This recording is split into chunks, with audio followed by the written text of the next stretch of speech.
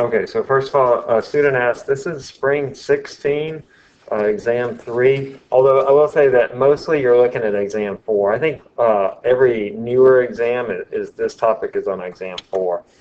So here I have a mirror produces an upright image. The object is 8 centimeters high, so height of the object equals 8 centimeters, and it's to the left of the mirror. And the image is 16 centimeters high, so HI is 16 centimeters.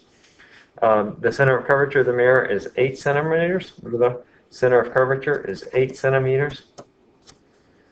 And I want to know where is the image located. So first I have to do a little sleuthing to figure out exactly what kind of mirror this is.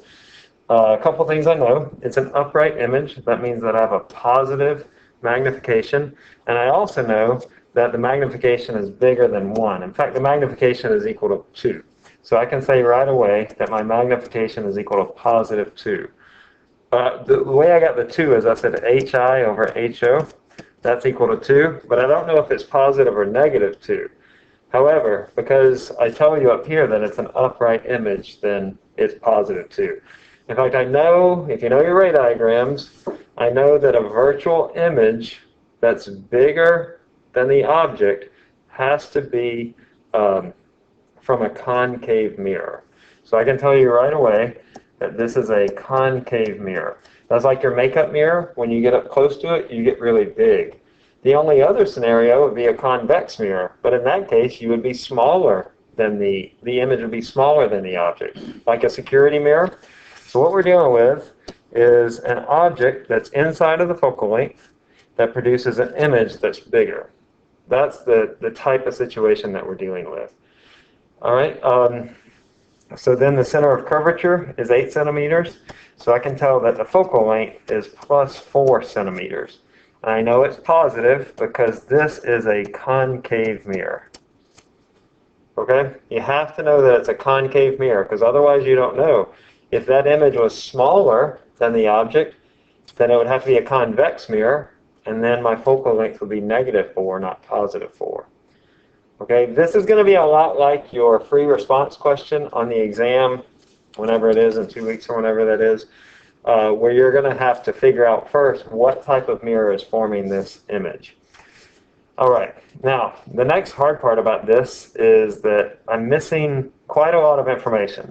So I know that my magnification is equal to positive 2, and that's also equal to minus Q over P, right? That's one of my formulae.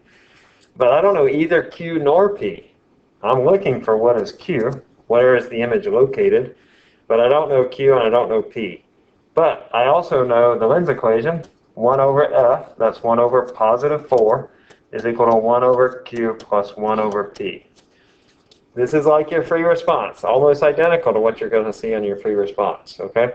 Where now I have a system of equations with 2 unknowns. I can solve that system for one of these variables. Since I'm looking for Q, I'm going to solve this for P. So I'm going to say that P is equal to negative Q divided by 2. I think I did that right? Yeah, P is equal to negative Q divided by 2. And then I'm going to take this, and I'm going to plug it in right here. So I get 1 over 4 equals 1 over Q plus 1 over negative Q over 2. And then I can bring that up into the numerator so it looks like this. 1 over 4 equals 1 over Q minus 2 over Q. Then I solve this for Q. I already have a common denominator. My common denominator is Q. So I get 1 over 4 equals negative 1 over Q. And so Q is equal to negative 4. That makes sense because my image should be virtual. All upright images are virtual, and this sign comes out negative, which tells me that it's virtual. So the location of this image is going to be 4 centimeters to the right of the mirror. I'm sorry, I think I said a lens equation earlier. I meant to say mirror equation, but they're the same equations. So let's see, make sure that's Yeah, so the answer here is A, 4 centimeters to the right of the mirror, right here, and the answer is A. Notice that I could have gotten rid of this answer, and I could have gotten rid of this answer because I give you the height of the object and the height of the image, so there definitely is an image. I could have gotten rid of C because I know that the image is virtual. How do I know the image is virtual? It's what? It has a negative Q, but something else about this image tells me it's virtual. It's upright. All upright images are virtual. All inverted images are real, on the other hand. So, but all upright images are virtual. Good question. Yeah, you can see something like this on the quiz tomorrow, but definitely on your free response. Like this is going to be one of the main questions. Okie dokie? I can do that. It's just really the sleuthing at the beginning, figuring out what kind of image has, or what kind of mirror has formed this image, and you need to know your ray diagrams for that, or at least you need to know what type of image is formed by what type of mirror in those different situations, and then also know how to solve that system of two equations, which I know freaks out a lot of y'all, frankly, and that's okay, but it's not okay to not be able to do it on the exam. Because you can do it. I know that you can. You've done this, and you can do it on the exam. If you can't, come see me. The process is going to be pretty much the same all the time, where you're solving the magnification equation for the variable that you're not looking for. That way you can plug this in for that variable, and then you can solve it for the unknown variable, the one that you are looking for. So the process, fortunately, will mostly be the same regardless of the question that I throw at you. So if you have trouble, you come see me, and we'll do some practice questions. Okay. So particular questions, other particular questions from the exams. Okay, well, we have lenses, mirrors, you'll see some conceptual, you'll probably see a two-lens system like this one, spherical aberrations, chromatic aberrations, this is spring 20. You'll see some questions like this where you have to figure out what type of mirror or lens has formed that image. Let me give you those first, and then we'll work through some lens and mirror problems. But let me show you the types of images that are formed. These come from your ray diagrams. So for mirrors, remember for my concave, I have three scenarios. I can be outside, my object outside, my object at, or my object inside of the focal point. And in this case, my image is going to be right here. In this case, there is no image. And over here, my image is right here. So this is an inverted real image. And this is a upright virtual, all upright, so virtual, bigger image, like a shaving mirror. And then there's a fourth mirror. These are all concave. The convex mirror looks like this, where this is my object and this is my image. Here I have a upright, virtual, smaller image. Make some cards, learn these. They will help you on more than one question. They'll help you on the calculations and on the conceptual. On the calculations, because sometimes on problems, you need to work it. If you can figure out which of these scenarios it is, you can get rid of all the answers but one or maybe two. For lenses, we had very similar. We had convex lenses. There are three scenarios, just like for mirrors. It can be outside of the focal point, at the focal point, or inside of the focal point.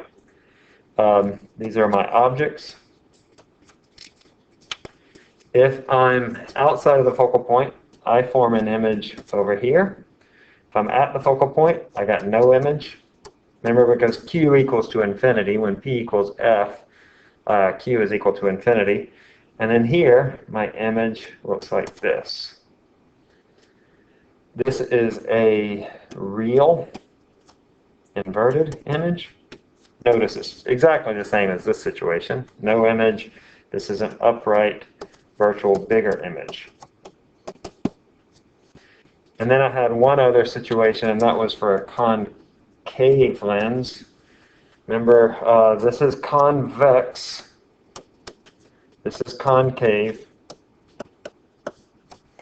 Over here, this is concave, and this is convex. So the naming conventions of the mirrors and lenses sort of switch, because a concave mirror is a converging device and a convex lens is a converging device. So that's why those two are similar. And then likewise for the convex and concave, convex mirror is a diverging device, concave lens is a diverging device. All right, so here, if my object is here, my image is here. This is a upright, virtual, smaller image, just like we saw over here with the convex mirror. Hopefully you're beginning to get those. They will really help you on the quiz. There'll be some questions, at least one question that's explicitly about this. What type of lens or mirror has formed this, or what type of image is formed when I have an object at this position? Is it upright, inverted? Is it real, virtual? Is it bigger, smaller? So just knowing that. But then again, it'll help too in some of our calculations. Like for example here, I know that this type of mirror has to be a convex, right? This has to be a convex mirror because my image is virtual, upright, and smaller. Right? So that is just like this situation right here. It has to be a convex mirror. There's no other mirror that would produce an image that looks like that. If my image looked like this, if that was my image, that would have to be a concave mirror because it's bigger. That's like a makeup mirror that makes an image of you that's really big. Or if my image looked like this, that would also have to be a concave mirror. Okay? Make sure you know that for lenses and mirrors, they're very similar. Let's look at some calculations.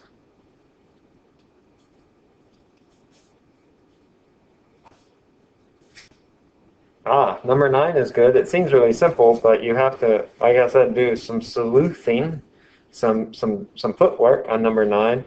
I know that P is equal to 2. Listen, if anything stands out, y'all just stop me, and then I can, like if there's another problem that you want me to look at, but I'm just going to sort of go through some of these. So P is equal to 2 meters. It's always positive, unless we're dealing with a 2-lens system where we have those funky virtual objects. I know that the focal length is half of 8, C over 2, so either plus or minus 4 meters. Now, I don't know if it's plus or minus. So what I need to figure out is if the image is big, what kind of mirror am I looking at?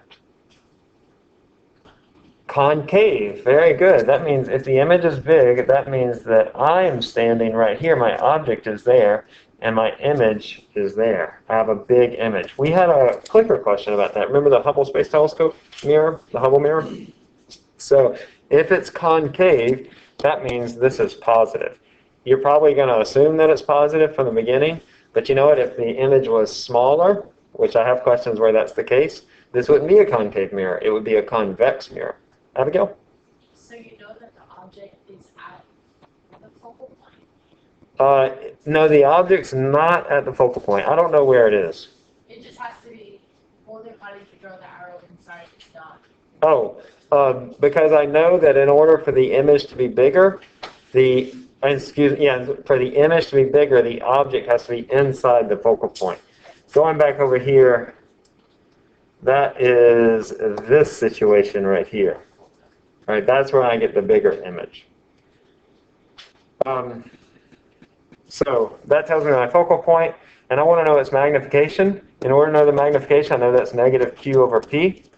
then I need to know what Q is. By the way, I can stop for just a second and get rid of some of these. I can get rid of that one, and that one. Because I know it's a bigger upright image. It's not inverted, so that gets rid of A and B, and it's not the same size, so that gets rid of C. Okay? So now I'm stuck. I don't know if it's D or E, but I can figure out Q. I say 1 over 4 equals 1 over 2 plus 1 over Q. I would show Q has to equal to negative 4 in that case. Let's solve it. We'll solve it. Okay, so 1 over 4 minus 2 over 4. Right, I'm subtracting 1/2 from both sides, but I went ahead and found my common denominator, which is 4, is equal to 1 over Q.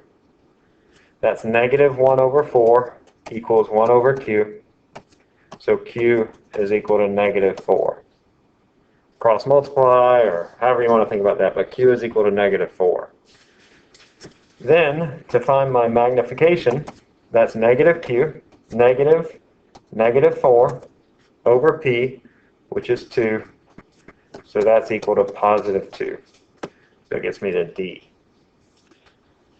Okay? But again, realizing that this is a concave mirror, I'm almost there. I really have a 50-50 chance at that point. I think if you realize it's a concave mirror, you're almost certainly going to get it right. Let's look at some other of these. This is a good exam. Again, this is our spring 20 exam.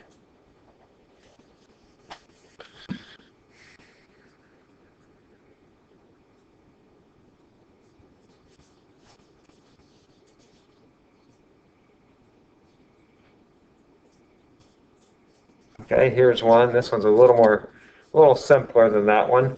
The height of the object, HO, is 12 centimeters. And then my magnification is equal to 3. It doesn't matter if it's plus or minus, although I know that it has to be plus because what the situation that I have here is that my object is here and my image is here because it looks bigger. It's like a magnifying glass. So the height of the image then, magnification is equal to HI over HO. I think in the equation sheet I call it H over H prime or something. Should change that. But it's height of the image over the height of the object. So 3 is equal to HI over 12. My image is 3 times the size of the object, so it's 36 centimeters. By the way, is this image a real or virtual image? It's virtual, right? You know that because it's upright. But also recognize that virtual images are always on this side of the lens, and real images are always on this side of the lens. Okay, so if I get a negative Q when I'm solving for Q, that means that it's going to be on the same side as the object or to the left of the lens. All right. A lot of calculations in these. There are fewer conceptual questions, although let's look at these. This is what I was telling you in class about how you could see the rays, and you'll probably see this on your quiz tomorrow, is I'll give you a situation where you have to identify which ray is drawn incorrectly. So here, the incident rays are the dark, bold lines, and the reflected rays are the skinny lines. Well, I can tell you that number 3 goes here, parallel to the axis, and then it should go through the focal point, but instead it goes through the center of curvature. So number 3 is not okay, but it looks like I could have more than one. Let's look at number 2. Number 2 goes, I'll do it in a different color. Number 2 goes through the focal point, and then it should go parallel to the axis, which it does. So number 2 is good. Number 1 goes through the center of curvature. Is that green? Yeah. Number 1 goes through the center of curvature, and then it reflects back on itself. Okay, that's right too, right? Remember that was one of our 3 rays. I think we actually had 4 rays that we could draw from mirrors. The other ray, you remember, is that it will go to the center of the mirror and then go back like that. Okay, so it looks like just ray number 3 is the incorrect ray. Probably going to have to do this by hand on your exam, on your free response, where you have to actually draw the rays. I'll let y'all know that later. But on the quiz, be able to do this. And if you look back at the old exams, there are often these there. Let's do this one. This is for a convex lens. This is probably the hardest. Well, can you tell me which one it is? B is right. Right. So, because notice B goes parallel to the axis, and then it goes through the center of curvature. Not right. So B is the incorrect ray. A looks kind of wonky, because it is kind of wonky, because this ray is actually coming up out of the focal point, and then it picks up here, and then it goes parallel to the axis. So A is correct. And C is correct too, that I can just go straight through the center of the lens. And that's a correct ray as well. All right, so there'll probably be one question like that with a ray diagram on it. I can.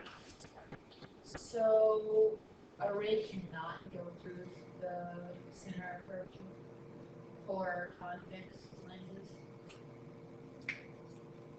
That's right, yeah. So we did have that rule for mirrors, where if it goes through the center of curvature, it comes back on itself. But we don't have that rule for lenses. And trying to think, is there an equivalent rule? There might be, like it might be possible, but you'll never see it from me, okay? I'm not even sure how that would work. Okay? Yeah, go on. How do you know when you need to connect all the way to the center of the focal point on the top? Yeah, that's tricky. Memorize them. I don't like to say memorize things. I really hate memorization, but I think you just got to know for this lens and for the concave lens and for the convex mirror, and for the concave mirror where you're inside the focal point. Those are the 4 most difficult. So I think you just got to know it. I'm sorry. Again, I don't like to tell you to memorize something, but I think that's what you just practice. Making flashcards will help you do that. It will probably come up. I haven't made out the quiz yet. I don't know what's on it, but if not on this quiz, it'll come on the exam. Does that give you a thought? Yeah. But notice too that the rule is still being followed. That I am going through the focal point, right? But since I'm inside of the focal point, I can't technically go through the focal point, and then I go parallel to the axis. On the other ray, I'll do it in red here, you go through the focal point such that if you trace it forward, that's how you go through the focal point for ray number 2, and then you go parallel to the axis. Remember that ray? I think this was ray number 2 in the rules that we gave, where you're going through the focal point. I'm sorry.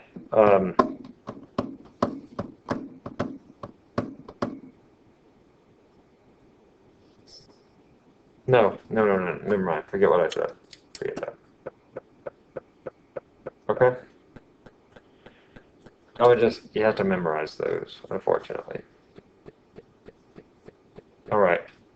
Go on to another. All right. Let's see. What kind of lens forms that image? Yeah, can you tell me what kind of lens formed this image? Number 14? Well, let's see. It's a virtual or real image. Virtual or real? Real. Right, so the only lens that forms a real image is a convex, because my concave lens forms only a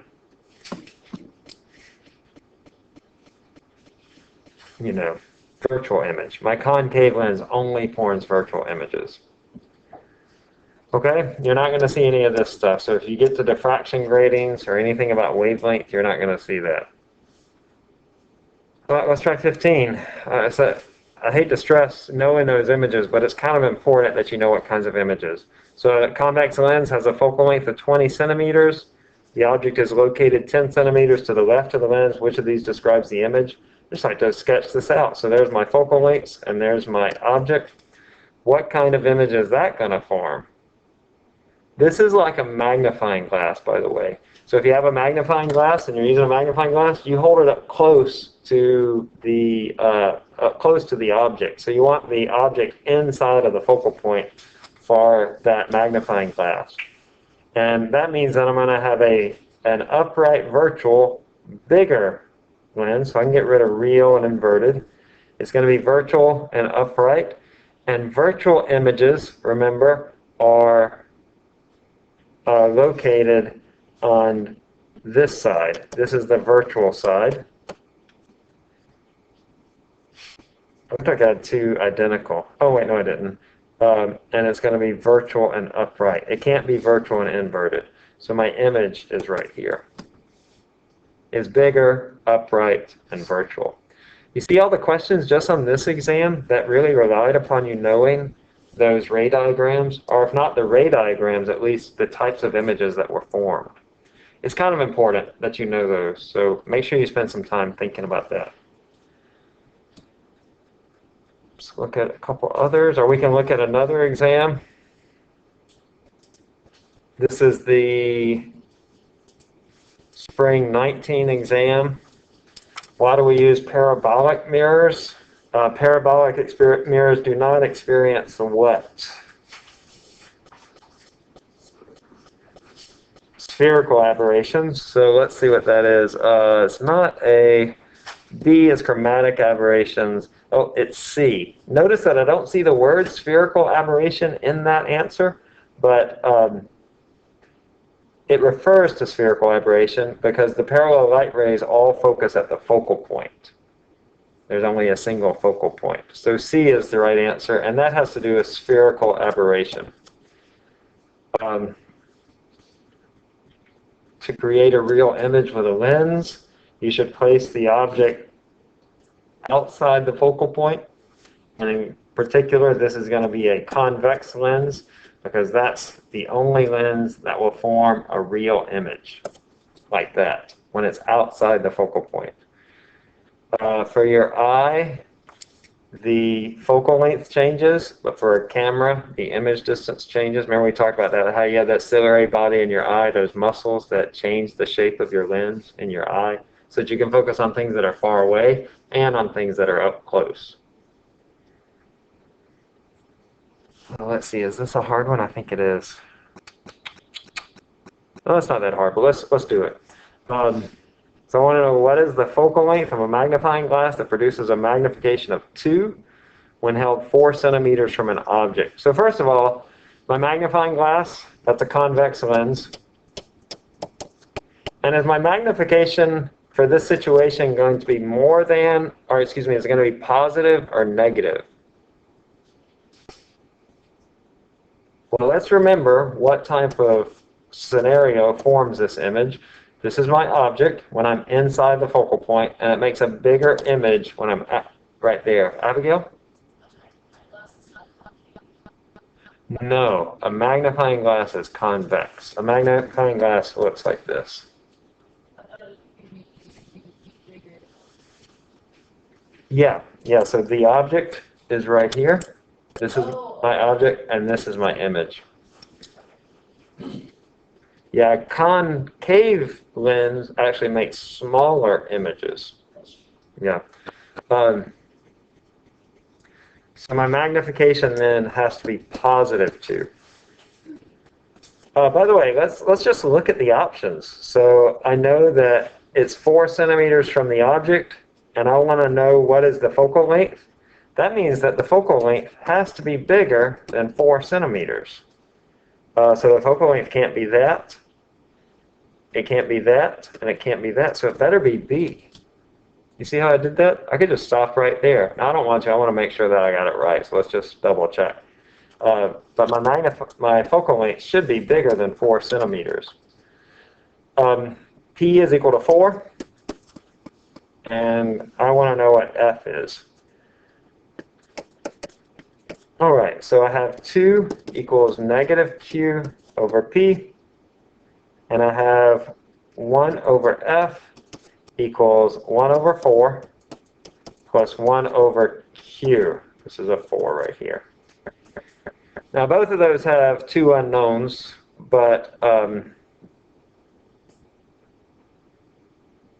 wait, no, because I know what P is. P is equal to 4. So I'm going to put that right there, and that tells me that Q is equal to negative 8. Then I'm going to put that in right here. I get 1 over F equals 1 over 4 plus 1 over, being careful with my signs, make sure I keep that 8 as negative. So that's 1 over F equals 2/8 minus 1/8, or F equals 8 centimeters.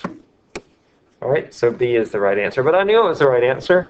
And, you know, you'll probably have several questions on your exam or on the quiz where you don't really need to do any math at all. That if you're clever about it, if you know your images and you know what type of lenses and mirrors form what type of images, then you'll be able to pick out the right answer before doing anything. That's always a good plan on any kind of multiple choice standardized test, that you go through and you look at the answers before you get too deep into the problem. Because often, you know, we don't want you to spend 10 minutes on it. We want you to spend 30 seconds on that question and then move on to the next one. Okay. Let's look at number 7. So this is a mirror. It has an upright image that's half the size of the object. What does that tell me about this mirror? It's a convex mirror. It's like a security mirror, where my focal point is back there, my object is here, and my image is here. My image can be inside of the focal point or outside of the focal point. I don't really know. But my image is smaller, upright, and virtual. So, what is the focal length? Well, look, I can get rid of 2 answers, there and there, so that goes away because those are positive focal lengths, and I know this has a negative focal length. So it's either 2, 6, or 3, A, C, or D, or negative 2, 6, or 3. My magnification is equal to 1/2, and that's equal to negative Q over P. P is equal to 6. So look, I can go ahead and calculate Q. 1/2 equals negative Q over 6. So Q is equal to negative 3. Then I want to solve for F. So I have 1 over F equals 1 over 6 plus 1 over negative 3. So F is equal to 1/6 minus 2/6 is negative 1/6 is negative 6. So C is the right answer. On these questions, you have a system of 2 equations of sorts, but one of the equations only has 1 unknown in it. So it's quite a bit simpler than that first problem that I worked. But if you don't know how to do it, it's not going to be simple. It's going to be really hard if you haven't practiced it and if you haven't seen it before. Okay, let's just sort of scroll through here. Y'all holler out if you see something. See, there's some more rays right there. I think that was actually one. We're going to stop here at 13. We won't see that. Here's just a description of one of the rules. An incident ray for a mirror travels through the center of curvature, and it reflects, and it goes back in the same direction as the incident ray. So just describing that in words. Which of these situations produces a virtual image? Concave mirror with an object outside the focal point? No. Right? Concave mirror, if my object is there, my image is here. That's a real image. Concave mirror with the object inside the focal point? Yes. And a convex mirror always produces a virtual image. So yes, 2 and 3 are both correct. A is the right answer. Gosh, you really got to know your images, don't you, with this? Let's see, I think number 11, I think there was a problem. Let's see. No, you should be able to tell me. Number 11. This one's a little bit trickier because not only do you have to determine if it's convex or concave, but is it a lens or a mirror? But I know the image is upright. That means that it is a, what type of image, real or virtual? Virtual images are always upright because Q is negative. So if it's virtual and it's on the left-hand side of the device, that means that it is a mirror or lens. Right, it is a lens. And the type of lens that will form this type is a convex lens. This is like a magnifying glass. Magnifying glass, that's a convex, where my object is here, my image is here. Or the image can be at different places, but the point is that the image is bigger, upright, and virtual.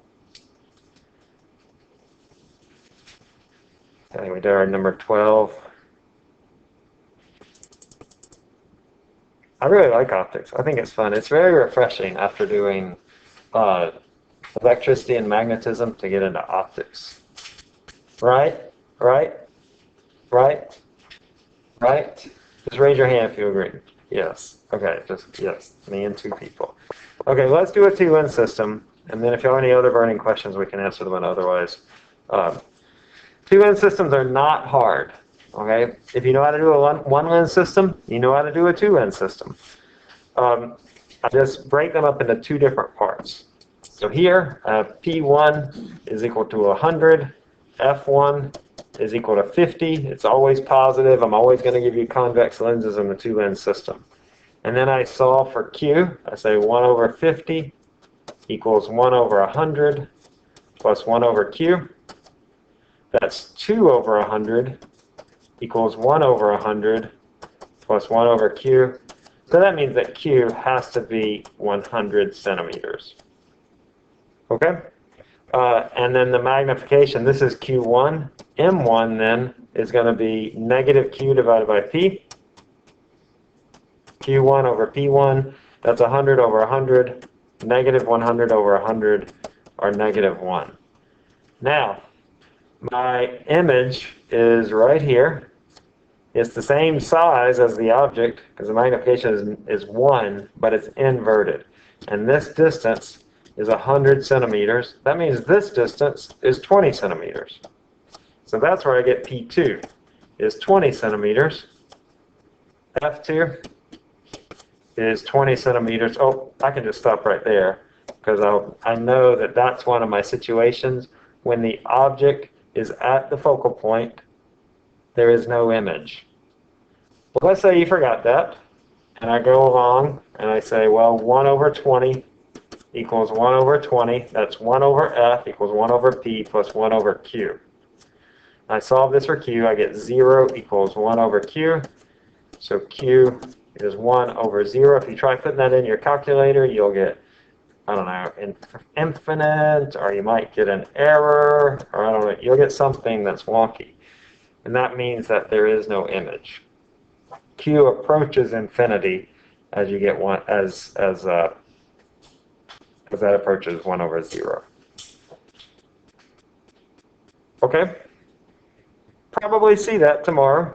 Like I said, not meant to be difficult. It's just twice the work of a single lens system. You just do it twice. But no tricks there. You're not going to see. Well, let me see.